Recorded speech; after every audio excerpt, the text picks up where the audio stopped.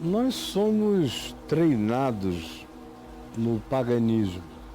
Todos Treinados nós. no paganismo. Então, toda a nossa vida funciona de maneira mecânica. Tudo que a gente faz, que o homem faz, tem a ver com engrenagens para poder atingir certos objetivos. Em qualquer coisa. Num exército, você tem que ter uma hierarquia funcionando. Numa empresa, a mesma coisa. Você tem que ter esquemas que justifiquem o resultado. E o Evangelho não tem esquema nenhum. É um negócio muito inseguro. O Evangelho só é para quem consegue se entregar e crer. A maioria das pessoas querem primeiro ver para crer. O Evangelho diz: você não verá se você não crer. Não aparecerá se você não começar a andar. Não se realizará se você não obedecer. Não será verdade se você não crer e andar no chão proposto por essa verdade. Aí todo mundo entra em pânico, porque falta a base pagã do ver para crer. E Jesus disse: bem-aventurados os que não viram e creram. Ou disse também: porque tu viste, tu creste? Isso aí é coisa boba. Bem-aventurados os que não viram e creram. Só que são pouquíssimos os seres humanos que se inclinam na direção dessa confiança. É preciso ter confiança. Gente desconfiada, e a maioria não vai embarcar no Evangelho. Gente que quer provas antecipadas não vai entrar pela porta do Evangelho. Gente que quer justificativas não vai experimentar. Gente que demanda todas as seguranças para poder ver se engaja, vai ficar de fora. Esses todos que ficaram o tempo todo pedindo sinais a Jesus, e a quem Jesus não deu nenhum sinal, e disse que o único sinal era o sinal da ressurreição, o que para eles também é difícil, porque se eles não viram, eles também não creem.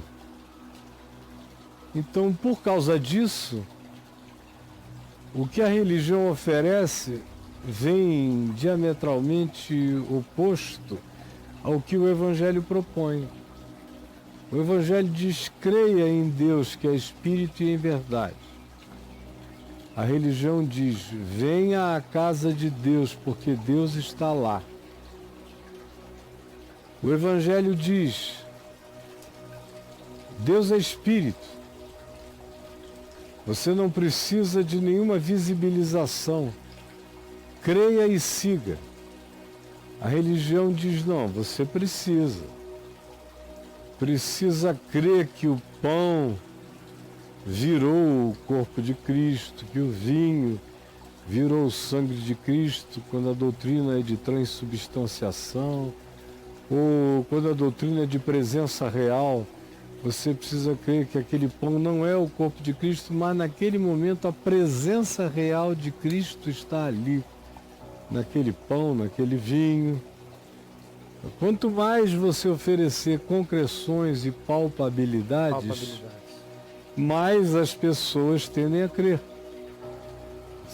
Se você puser um corredor com uma porta de luz e disser que todo mundo da fila que passar e fizer a volta por ali, puseram dinheiro no gasofilácio, foi abençoado, a tendência é crer. Porque é uma mecânica. Por isso a religião precisa de ritos diversos, ou de campanhas, ou de fetiches, ou de souvenirs divinos, ou de pedras de toque, porque é dessas concreções que a mente pagã se alimenta. Então, se você chega com o ensino puro e simples de Jesus, é muito pouco, não tem onde tanger, onde pegar, onde segurar. E a maioria acha isso insuportável. Dá vertigem, produz pânico, dá uma sensação de vazio. E eu vejo gente boa, cara com 2, 3 cursos de teologia, mestrado, doutorado, isso e aquilo, mas religioso. E aí, de repente, acontece alguma coisa com ele e ele vem conversar comigo. Eu fico pensando que a conversa vai ser num nível elevado. A conversa é: Caio, por que eu estou nessa angústia? Só porque eu fiquei acostumado a ir à igreja durante 35 anos, ao culto, de domingo de manhã e domingo à noite, agora eu não estou indo, mas está um buraco. Eu digo: escuta, você durante o seminário, mestrado e doutorado não teve aula de psicologia, não? Para entender o significado do que uma coisa que se transformou numa rotina sagrada na vida do indivíduo deixa de vazio quando há uma supressão. O vazio é esse. Isso é uma coisa tão séria que existem certas pessoas que chegam para mim, dizem que estão completamente decepcionadas com tudo, que querem largar tudo, e eu fico olhando a pessoinha e vejo que ela não tem estrutura humana, psicológica, emocional, nem de maturidade, nem de consciência espiritual, para deixar qualquer que seja o grupo. Aí sabe o que eu faço? Eu digo para a pessoa: não, continua indo lá só porque você ainda tem tantas pessoas amigas. Aí ela diz: mas eu não aguento mais, pastor. Eu digo: você que pensa. Você aguenta sim. E se você deixar de ir, essa supressão vai gerar um vazio psíquico tão grande em você que você vai pensar que é Deus que te abandonou ou qualquer coisa do gênero, mas não é. É só o hábito, o condicionamento e o esvaziamento súbito de algo que tinha o poder simbolizante do sagrado. Foi de repente supresso. Isso deixa um vazio psicológico extraordinário. Isso não é brincadeira, não. Então, ninguém sai disso assim. Só quando é uma pessoa muito madura. A maioria não tem nem essa maturidade toda. E mesmo quando o lugar é não tão bom, só se for um horror. Aí eu digo: sai daqui e vai para ali. Porque tem gente que não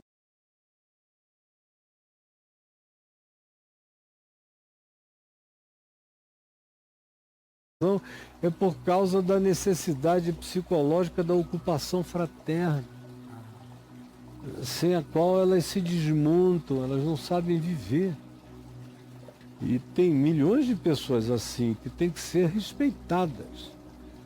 É um princípio, para mim, é um axioma psicológico, você entender que quando determinadas estruturas de comportamento e repetição litúrgico, especialmente de natureza sagrada, ainda assim interpretada pela pessoa, são subitamente supressos, retirados, algumas pessoas chegam a beirar a loucura, outras surtam.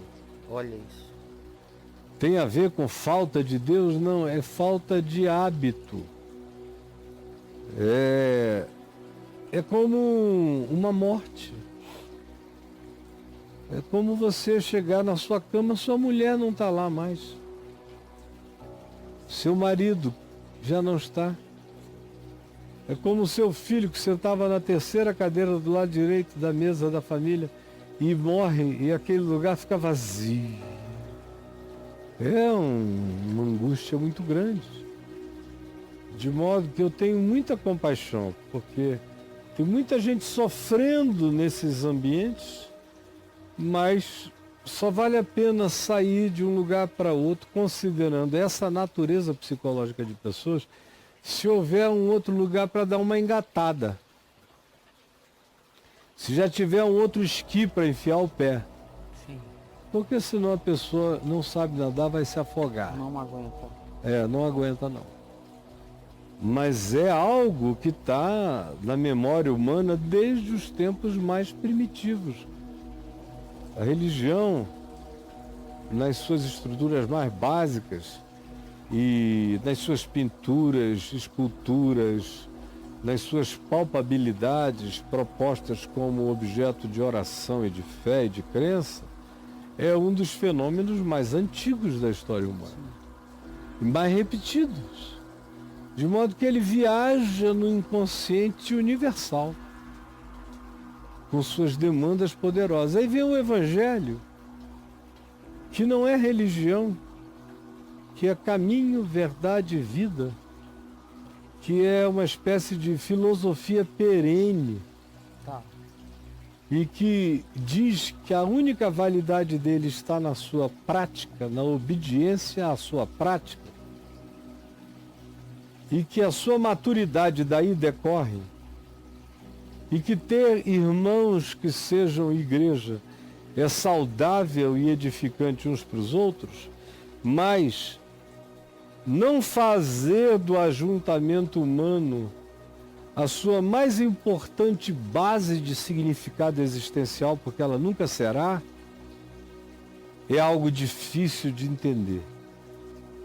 Difícil. E olha só que coisa, só porque eu criei um movimento chamado Caminho da Graça, que é uma igreja. As pessoas se reúnem, tomam a ceia, batizam-se, oram, ouvem a palavra. Só não tem hierarquias, nem dominadores, nem dominações, nem essas distribuições de oficialato fixo que as igrejas têm, nem obrigatoriedade de nada. Cada um dá segundo o desejo do seu coração. Pois bem, só porque esse grupo, que é uma igreja dos moldes do Novo Testamento, se Paulo fosse ao Caminho da Graça, ele ia dizer que ele foi à igreja que se reunia no lugar tal, e que era exatamente parecida com aquelas que ele fundava.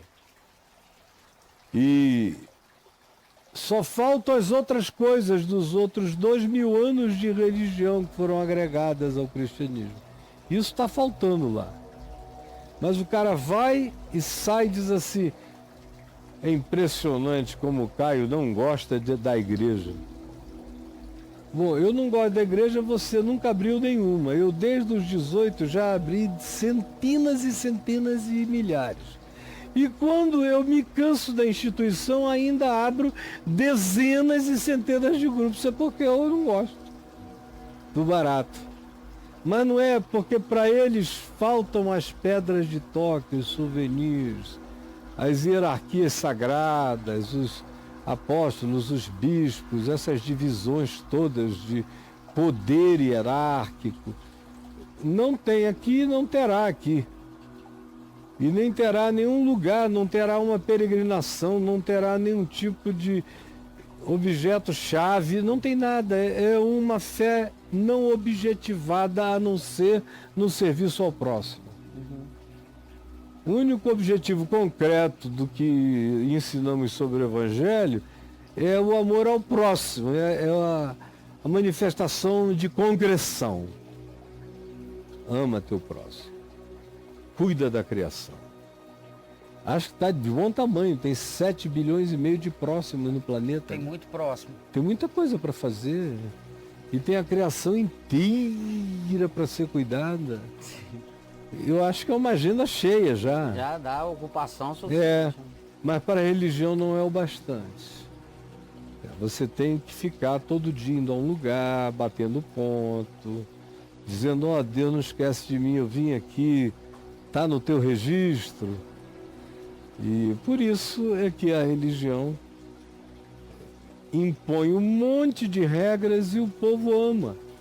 Porque essas regras dão sensação de segurança. Parece que quanto mais regra, mais aparato de segurança você tem. Quanto mais liberdade e consciência, mais etéreo e intangível é. Por isso alguns se sentem na vertigem do abismo. Qual é o contexto? Qual é o ambiente? O ambiente é, antes de tudo, de decepção. Profunda decepção. Decepção de quem? Dos discípulos de Jesus. Por quê? Porque eles criam, mesmo Jesus dizendo que em Jerusalém ele seria espancado, morto e ressuscitaria no terceiro dia, os evangelhos nos dizem que essa era uma informação bloqueada para eles. Não criam, porque eles tinham sido condicionados pela escatologia judaica de vertentes do judaísmo acerca do fato de que quando o Messias chegasse, e aí eles não tinham dúvida de que Jesus fosse o Messias, quando o Messias chegasse, ele faria o bem a todos apenas como credenciamento messiânico, para então depois assumir o poder político, expulsar os romanos e glorificar Jerusalém, glorificar Sião como a capital da fé, a capital para a qual o mundo inteiro subiria reconhecendo que o Deus de Israel era o único. Eles, mesmo Jesus os dissuadindo disso, não queriam aceitar nenhuma outra forma de informação. E, de repente, tudo aconteceu conforme Jesus disse que aconteceria. Ou seja, Jesus iniciou um processo de despedida, mergulhou-os num estado de nostalgia, porque eles não queriam admitir o que Jesus dizia, conflitos se estabeleceram, variados e diversos. No caso de Judas, a decepção foi tão grande que ele vendeu informações sobre como prender Jesus para as autoridades do templo. E no coração de todos os outros a decepção estava estampada, em alguns mais explícita, em outros mais reservadamente, mas estava lá. E aí começa a se cumprir a escalada profetizada por Jesus, que eles não queriam aceitar jamais. E aí então Jesus é preso, é manietado, é espancado, é levado para a casa de Caifás, é maltratado, é humilhado a noite inteira. No dia seguinte é levado para Pilatos. Herodes diz que quer vê-lo, Pilatos o manda a Herodes. Herodes faz pouco dele e humilha como consegue. E então, não fazendo Jesus nenhum sinal diante dele, porque ele queria ver sinais de Jesus, negando-se a fazer milagres, ele devolveu Jesus a Pilatos, que deu prosseguimento ao processo formal, transitado em julgado, e envia Jesus para ser crucificado. Você veja que nem sempre que o processo transita e chega a um julgamento, o que daí decorre é necessariamente justo. A liturgia da lei não transforma a iniquidade em equidade, a injustiça em justiça. Jamais. É só um desvio mental para que a gente glorifique tanto o devido processo legal que já nem se pergunte se o que está em questão tem gravidade maior do que a de qualquer concepção. Porque, cumprido-se o devido processo, parece que a injustiça ganha unção de justiça e a mentira se torna verdade.